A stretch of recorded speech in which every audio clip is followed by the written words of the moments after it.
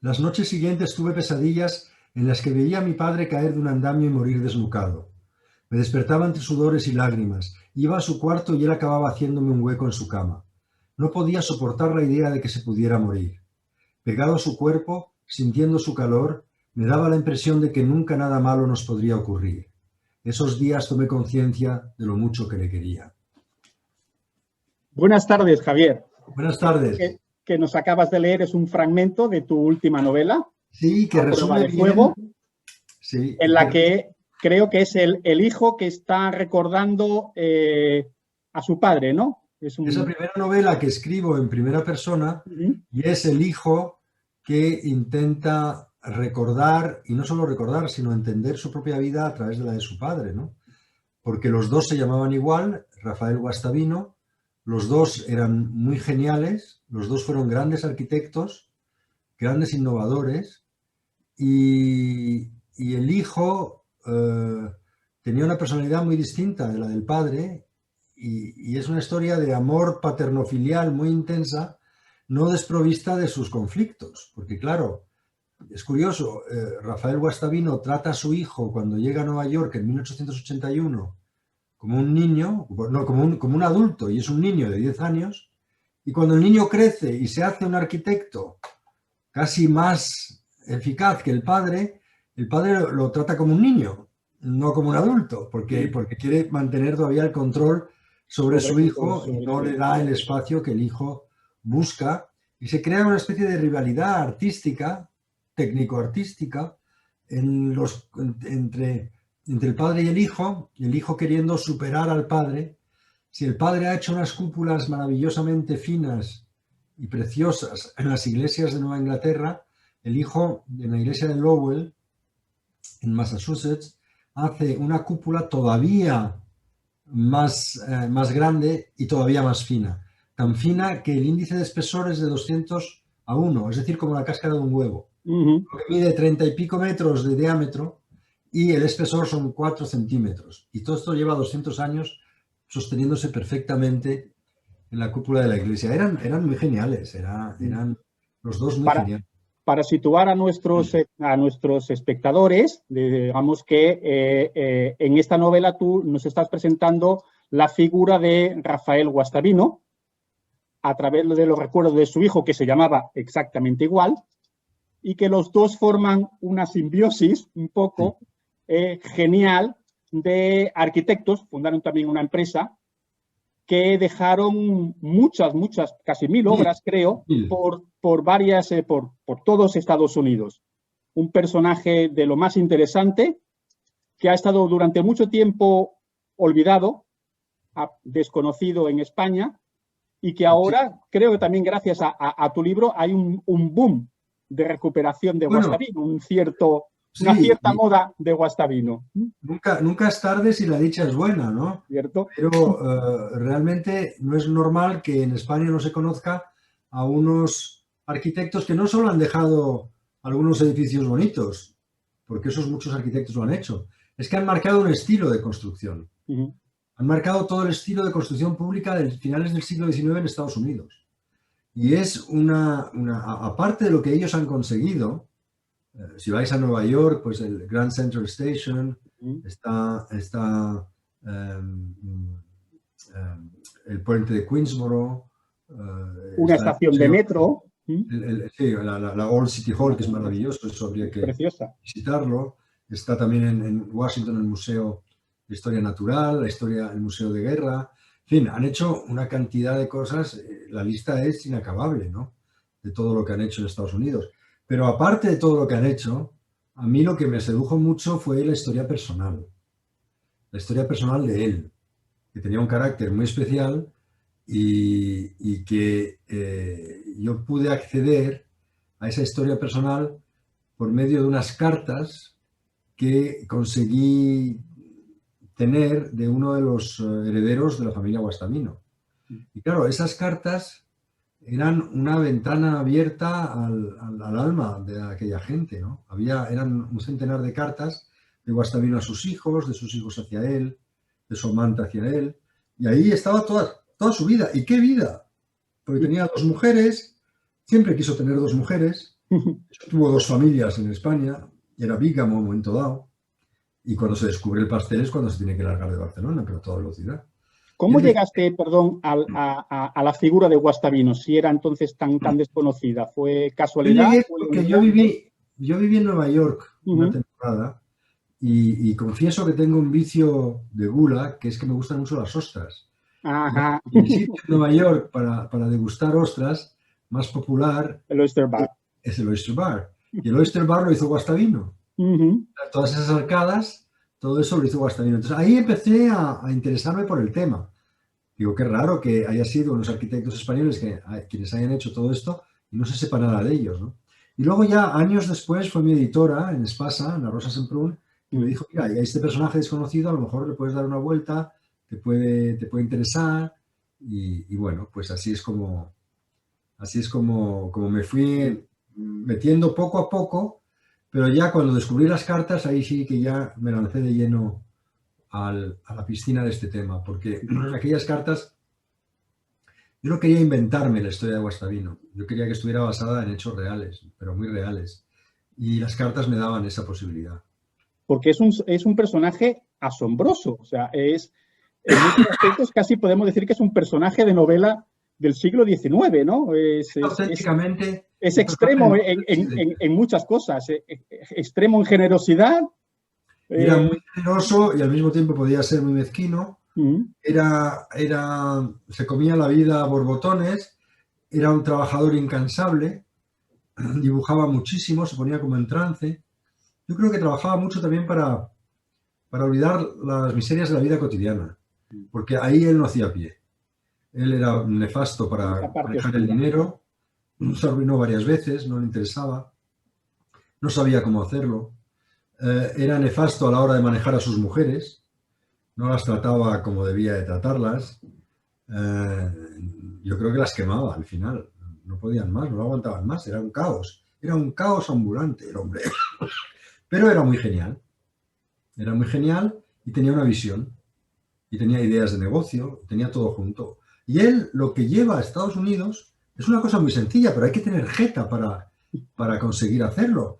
Él lleva un método de construcción que se hace desde el albor de los tiempos en España, bueno, en Turquía, de hecho, Las cupas, sí, el origen es bizantino, que se llama la bóveda tabicada, que es utilizar cementos utilizar ladrillo. ladrillos fino, arcilla, unido por cemento para darle forma y que la forma sea la que aguante la estructura, no el peso.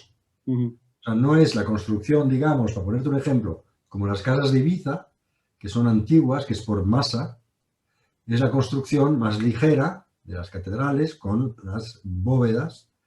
Y entonces este sistema, él lo patenta, pero que es como patentar la paella. Te quiero decir que como Algo de sí que viene de siempre. sí, lo que pasa es que él, que es muy astuto, le añade un zuncho de hierro, le añade una innovación por aquí, otra por allá, lo hace con cemento Portland que acaba de salir en aquel entonces, que es un cemento de alta calidad. En fin, lo maquilla un poco y lo patenta. Y llega a Estados Unidos con la idea que se va a hacer rico con eso enseguida. ¿Por qué? Porque ese sistema, esa prueba de fuego, de ahí viene el título del libro, es ignífugo, es verdad, porque no tiene madera. Te puedes hacer una estructura Que era el entera. gran problema de la ciudad Claro, entonces. y que era el gran problema en Estados Unidos, que en 1873 ven como la ciudad de Chicago desaparece en una noche bajo las llamas. Y 2 años después, 700 edificios de la ciudad de Boston también salen ardiendo. Que es en Boston donde empieza su vida de arquitecto en Estados Unidos.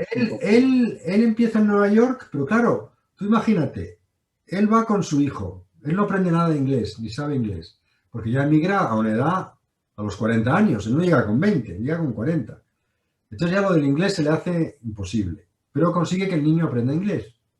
Entonces él va con el niño a las reuniones que consigue montar en el ayuntamiento y en los talleres de los grandes arquitectos a venderles su sistema constructivo, diciendo que es a prueba de fuego. Pero claro, tú imagínate ellos, ¿no? ¿Cómo le ven a este señor que viene de España? Pues es un cartamañanas, con el niño que es el que hace el pitch, el que hace la venta, ¿no? este es un cantamanera, y no le creen, además le piden teoría. Digo, demuéstreme que usted lo que me dice es verdad. Claro, él esa teoría no la tiene. No lo que sí sabe es que por experiencia sí le funciona. Entonces, fíjate si es valenciano, si es fallero, que decide para convencerles montar una hoguera gigantesca en un descampado fuera de Manhattan y para la ocasión invita a la prensa, a la gente del ayuntamiento especializada en urbanismo, invita a arquitectos, invita a la gente del gremio y prende fuego a una cúpula. Está la foto en el libro, ¿eh? Prende fuego a una cúpula y la que cúpula... han construido ex profeso especialmente para demostrar que después de 4 horas de fuego a 1000 grados, la cúpula no se derrumba. Y en efecto, cuando las llamas empiezan a escampar, la cúpula se mantiene incólume. Entonces, de repente ya empiezan a verle no tanto como un cantamañanas, sino como un posible genio. Que algo sabe este señor.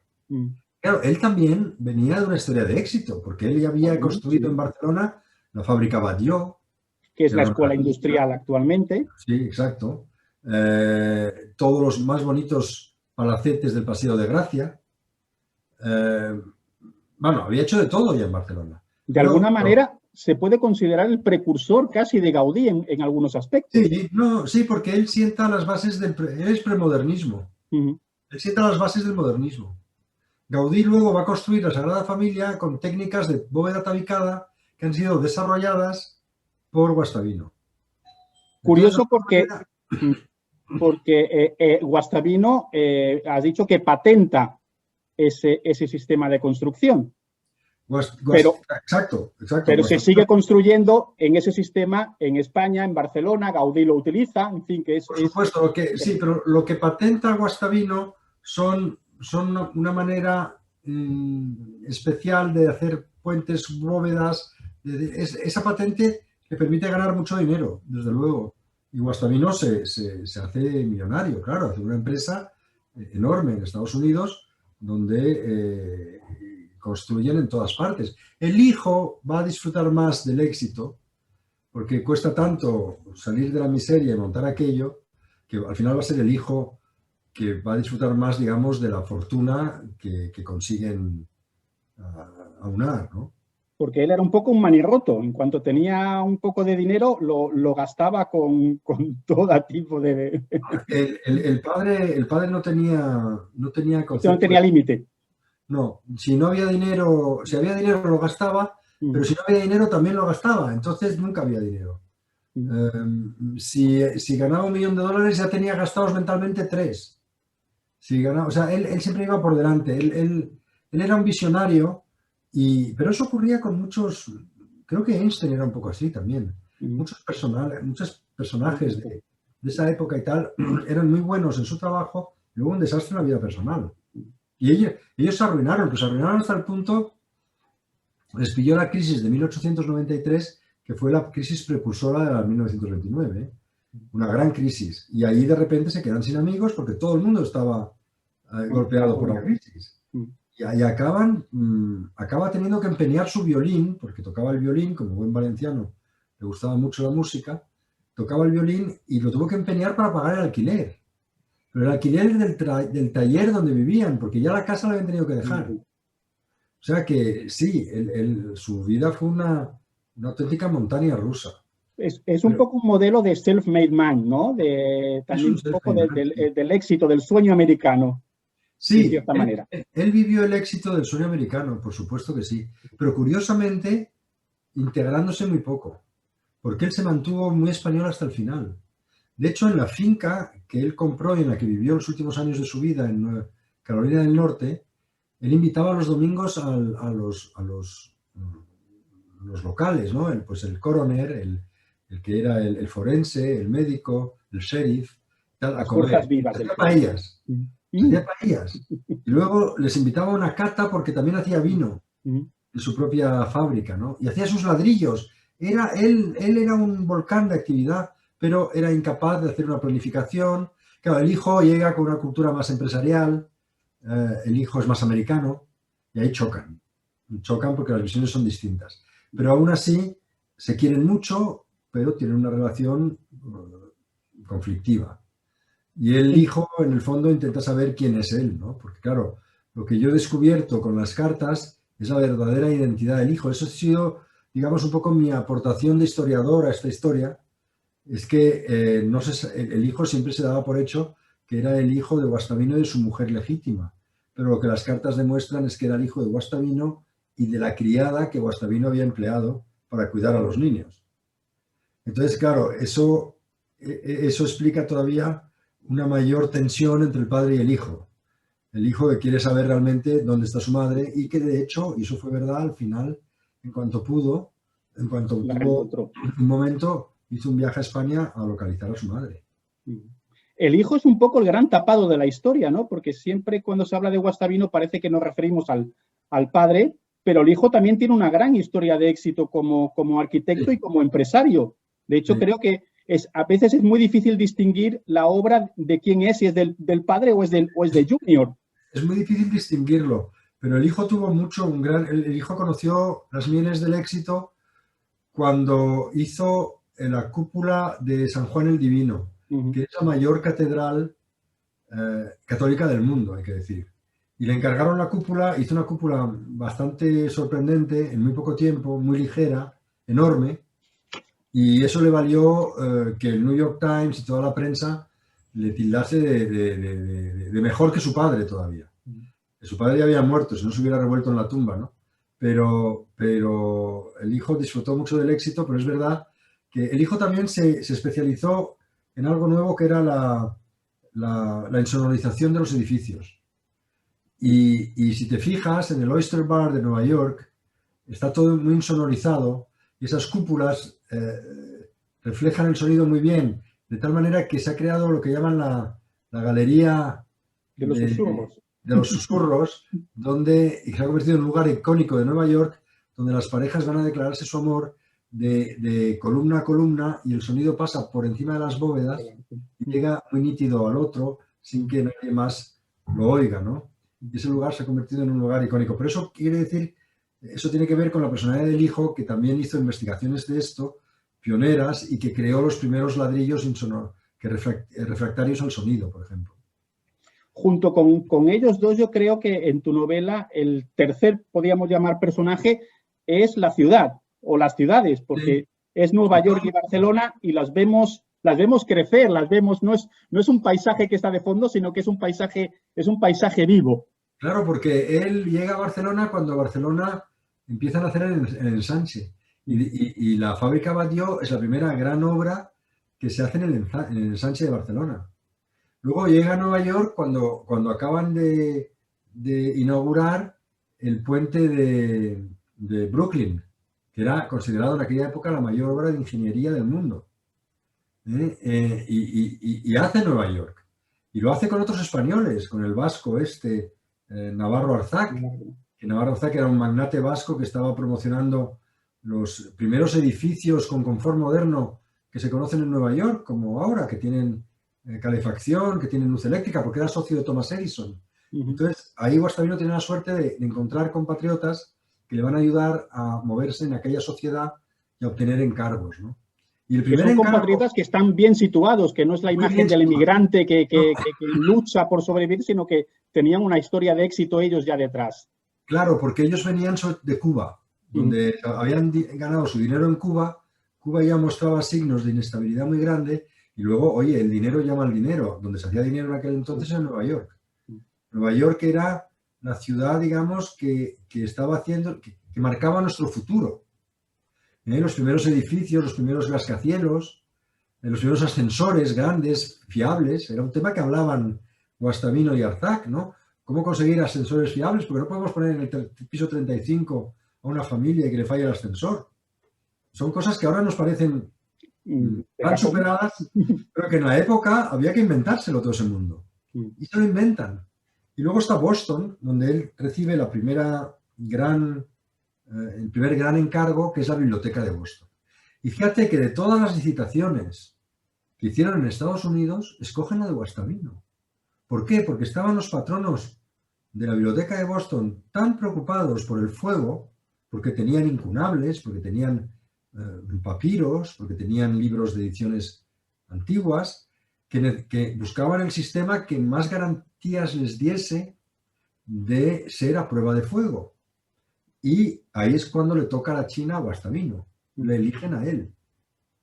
Y él hace una demostración y funciona, y al final acaba haciendo la Biblioteca de Boston, que era un templo del conocimiento, y sigue siéndolo, ahí está. Y también creo que le propulsa al éxito. También tiene obras, creo, en la Universidad de Harvard, también hay una parte, sí, unas galerías que también están hechas con su sistema, o sea que... Sí, y el MIT también se popularizó. El MIT hizo un hotel que ahora es un centro de recepción de estudiantes. El MIT conocido que es de él. De hecho, se reconoce enseguida su estilo. Y si vas a Valencia, de donde él era oriundo, yo estuve hace poco, y volví a visitar los lugares por donde empecé la investigación, esa catedral, la iglesia, la lonja, te das cuenta de lo que él se llevó toda esa belleza de las cúpulas valencianas, se las llevó a Estados Unidos. Valencia en la época era la ciudad con más cúpulas de España. Era una maravilla el centro de Valencia. Sigue siéndolo, lo que pasa es que hay mucha parte que se ha destruido, ¿no? Pero en la época era absolutamente maravilloso. Y tú notas, cuando ves lo que ha hecho en América y ves lo que ha hecho, lo que ha mamado él en Valencia, hay una continuidad. Entonces él se ha llevado esa belleza, se la ha llevado allí. La ha adaptado, la ha mejorado, la ha innovado, todo lo que tú quieras. Pero la esencia es esa. Él se va a Nueva York, que es la ciudad por antonomasia, que es la ciudad de la modernidad por antonomasia, exacto. Pero hay momentos en la novela en la que dice que él, a lo que hay que buscar es la inspiración en la naturaleza. Un poco sí. Él tuvo varios momentos místicos, si se puede decir, o varias epifanías, y una de ellas la tuvo en el Monasterio de Piedra, que es un sitio maravilloso, una cascada preciosa, y es cuando ve que, sí, que dice que hay que inspirarse en la naturaleza, pero lo ve también porque la masa de piedra y tierra que rodea esa cascada es como el hormigón armado, digamos. El hormigón es cemento mezclado con piedra. Y ahí lo ve también. Entonces él hace todas estas analogías. Pero él tiene él tiene dos epifanías en dos iglesias. Una es en la iglesia que está pegada a su colegio, la iglesia de la Virgen de los Desamparados de Valencia, que tiene una cúpula maravillosa. Y allí tiene 14 años, el día del funeral por la muerte de su abuela, él siente que de alguna manera los edificios están vivos, que tienen vida como podría tener un ser humano. Y que hay edificios que dan problemas toda la vida desde que nacen y hay otros que cumplen su función perfectamente y duran siglos y siglos, ¿no? Y que a los edificios hay que tratarlos un poco como personas, ¿no? Y luego tiene otra epifanía en una maravillosa iglesia de San Jaume de Villarreal que tiene una cúpula hecha por su antepasado que se dedicaba a hacer cúpulas, o sea, de casta le viene al galgo también. Se llamaba Juan José Nadal y fue un tipo muy conocido, constructor de catedrales. Y ahí tiene otra, ahí es cuando se da cuenta de que él quiere dejar en la vida algo sólido y que se va a dedicar a construir cosas bonitas porque es la manera, digamos, de escapar a las marismas de la existencia, ¿no? De dejar tu huella. Es cuando se confirma, digamos, su vocación. Entonces, bueno, hay mucho debate sobre si fue una cosa religiosa o si fue porque acababa de comer con la familia en el pueblo y le encantaba la mistela, que es un vino dulce delicioso de la zona, y se habría pasado de copas de mistela y de repente le da la... Pero bueno, el caso es que él en esos momentos siente que se reafirma su vocación, ¿no? Y bueno, pues va a tener un recorrido que va a cambiar y va a marcar la arquitectura de su época, y no solo de su época, sino la que viene después, ¿no? Es un personaje, como hemos comentado antes, muy, muy intenso. Pero es un poco en la línea de tus novelas, porque tus obras siempre tienen algunos personajes inspirados por la realidad. Parece que la realidad es tu gran musa, estos personajes reales. La línea pues, de novelas anteriores, como de obras anteriores que tú tenías, como en Pasión India, por ejemplo, o en Amor de Piel también, o Tú eres el imperio eres tú, ¿no? En el Imperio eres tú, que es la historia del primer emperador de Brasil, era también un tipo sensacional y muy... Es que a mí me parecen que los personajes dramáticos, los buenos personajes dramáticos, son personajes que son malos y son buenos, que son una contradicción andante. El interés de los personajes y la humanidad sale precisamente de esas dos tendencias, ¿no?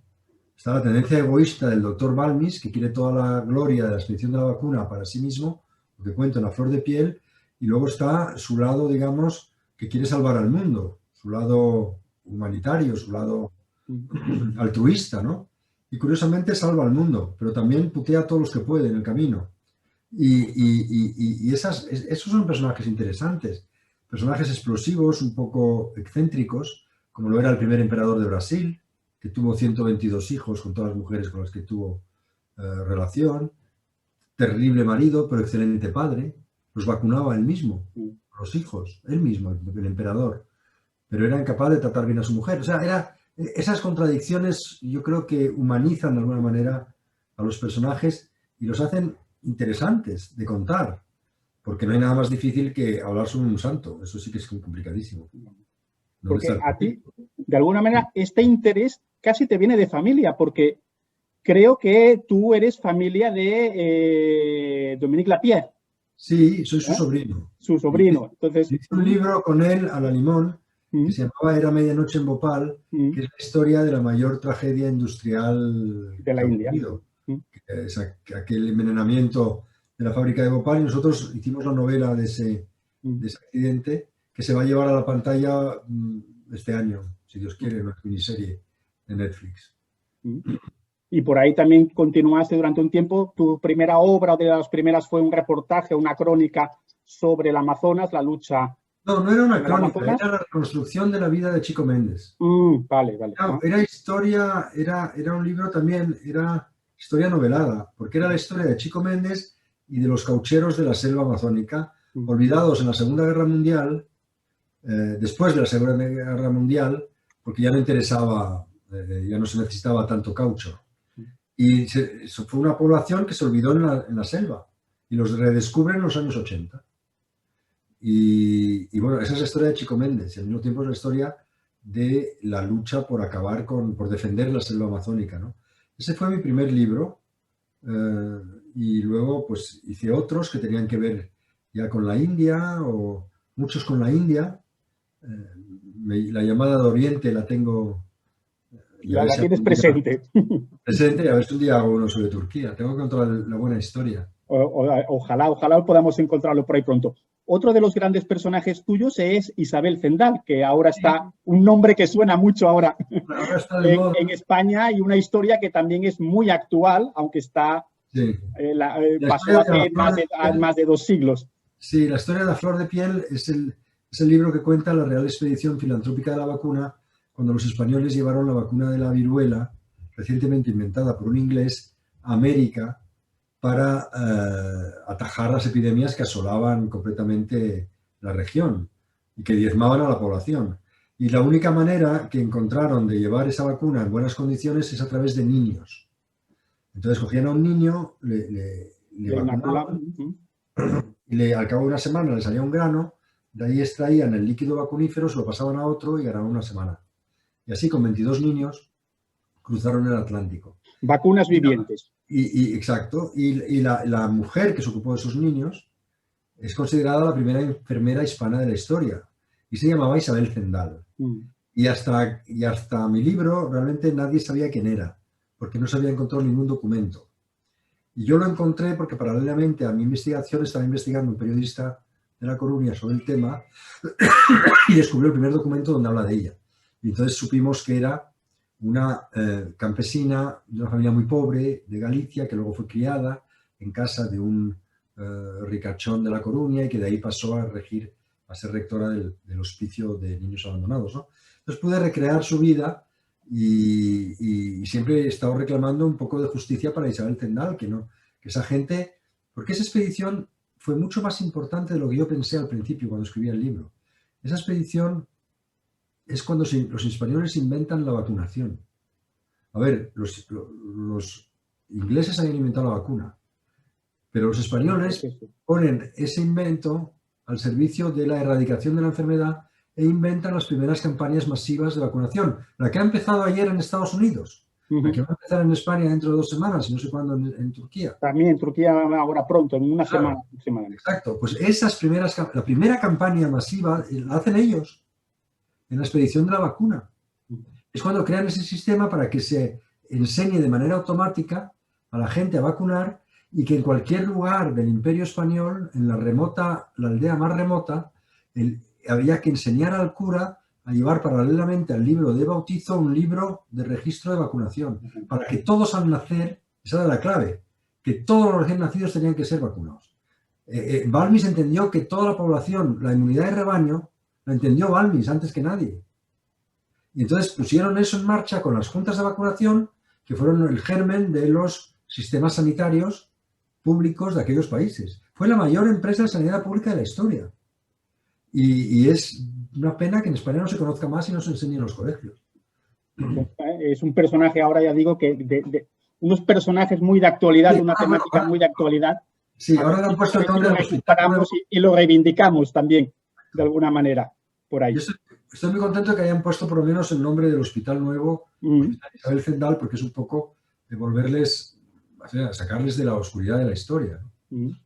Porque los niños, bueno, tendrían su nombre, pero vamos, claro, no han pasado tampoco, muchos de ellos han quedado por ahí olvidados, que son también esas pequeñas vacunas que lo llevaban. Sí, de los niños lo único que hay es un monumento en La Coruña, bastante bonito, muy sobrio, que está frente al mar, y hay columnas con una placa con el nombre de cada niño, con unas finas, y eso es lo único que hay de los niños, sus nombres. Que vivieron una aventura, porque claro, muchos de ellos acabaron en América, los que llegaron hasta allí. Que podían haber muerto fácilmente. Lo que pasa es que el rey les prometió que si participaban en esa aventura maravillosa de salvar al mundo, pues que les recompensaría y que les buscaría familias de adopción en Nueva España y también les pagaría los estudios a los que sirviesen para estudiar.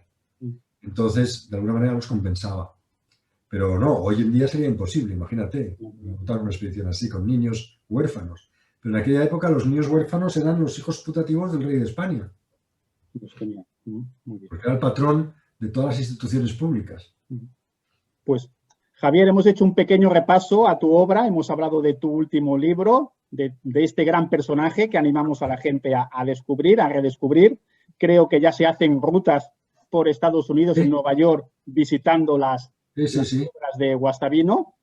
En Barcelona creo que también se han editado algunos libros con sus obras, con lo cual es un personaje que hay que reivindicar, igual que el de la enfermera Isabel Zendal, que tú nos has puesto en tus obras, con lo cual el agradecimiento es doble por haberlo Gracias hecho. A ti, gracias a vosotros. Aprovechamos para felicitarte también el año nuevo. Muchas gracias. Esperemos que nos traiga a todos, sobre todo eso, salud, que nos traiga también bienestar, prosperidad, cultura, buena lectura.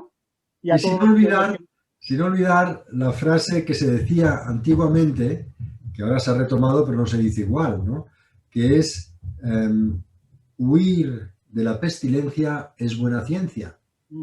Hoy se dice que hay que mantener la distancia social. En realidad hay que mantener la distancia personal. Pero bueno, en la época de Isabel Zendal se decía eso. Huir de la pestilencia es buena ciencia. Pues nos quedamos con esa frase. Agradecemos de nuevo a Javier su tiempo, que está muy ocupado últimamente también con la promoción de su novela. Y a todos nuestros espectadores, pues lo dicho, les deseamos un muy feliz, próspero y saludable año nuevo. Muchísimas gracias, Rosito. Gracias, Javier. Adiós. Gracias.